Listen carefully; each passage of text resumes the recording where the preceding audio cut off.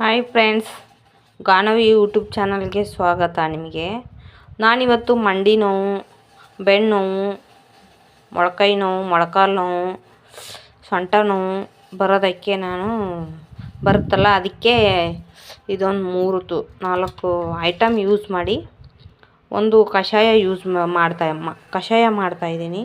ಹೆಂಗೆ ಮಾಡ್ತೀನಿ ಅಂತ ತೋರಿಸ್ಕೊಡ್ತೀನಿ ನಿಮಗೆ. ನೋಡಿ, ನಾನೊಂದು ಮೀಡಿಯಮ್ ಆಗಿರೋ ಲೋಟ ನೀರು ತೊಗೊಂಡಿದ್ದೀನಿ. ಅದು ಫುಲ್ ತೊಗೊಂಡಿದ್ದೀನಿ. ಒಂದು ಲೋಟ ನೀರು, ಅದು ಕುದೀತಾ ಇರಬೇಕು. ಕುದ್ದಾದಮೇಲೆ ಅದೆಲ್ಲ ಐಟಮ್ ಹಾಕಬೇಕು. ನೀರು ಕುದಿ ಬರ್ತಾಯಿದೆ. ಇವಾಗ ಒಂದು 1/4 ಸ್ಪೂನ್ ಜೀರಿಗೆ ಹಾಕ್ತಾಯಿದ್ದೀನಿ.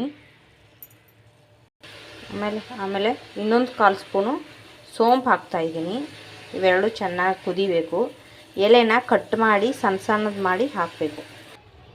ನೋಡಿ, ಎಲೆನ ಸಣ್ಣ ಸಣ್ಣದಾಗಿ ಕಟ್ ಮಾಡಿದ್ದೀನಿ. ಇವಾಗ ಹಾಕ್ತಾಯಿದ್ದೀನಿ.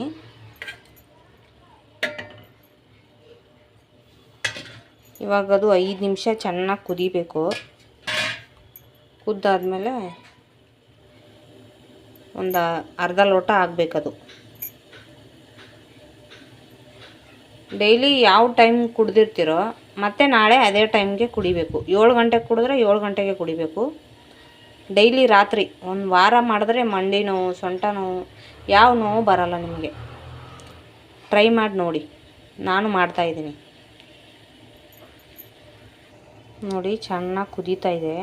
ಹೀಗೆ 5 ನಿಮಿಷ ಕುದ್ದು ಒಂದು ಸ್ವಲ್ಪ ನೀರು ಕಡಿಮೆ ಆಗಬೇಕು. ಇದು ವೀಳ್ಯದೆಲೆ ಇದೆಯಲ್ಲ, ತುಂಬ ಒಳ್ಳೆಯದಿದು. ವೀಳ್ಯದೆಲೆ, ಸೋಂಪು, ಜೀರಿಗೆ ಮಿಕ್ಸ್ ಮಾಡಿ ಕಷಾಯ ಕುಡಿದ್ರೆ ತುಂಬ ಒಳ್ಳೆಯದು. ಬೇಗನೆ ಕಡಿಮೆ ಆಗಿಬಿಡುತ್ತೆ ಸೊಂಟ ನೋವೆಲ್ಲ. ನಾನು ಟ್ರೈ ಮಾಡಿದ್ದೀನಿ, ಕಡಿಮೆ ಆಗಿದೆ. ನೋಡಿ, ಇವಾಗ ಆಗಿದೆ. ಇದು ಒಂದು 5 ನಿಮಿಷ ಮೇಲೆ ಮುಚ್ಚಿಡಬೇಕು. 5 ನಿಮಿಷ ಆಫ್ ಮಾಡಿಬಿಟ್ಟು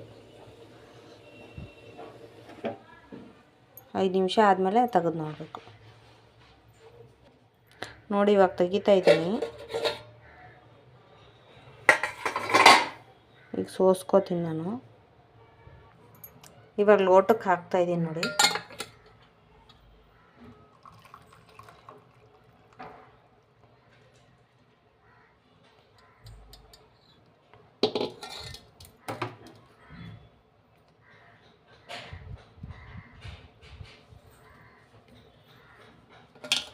ನೋಡಿ ಅರ್ಧ ಆಗಿದೆ ನೀರು.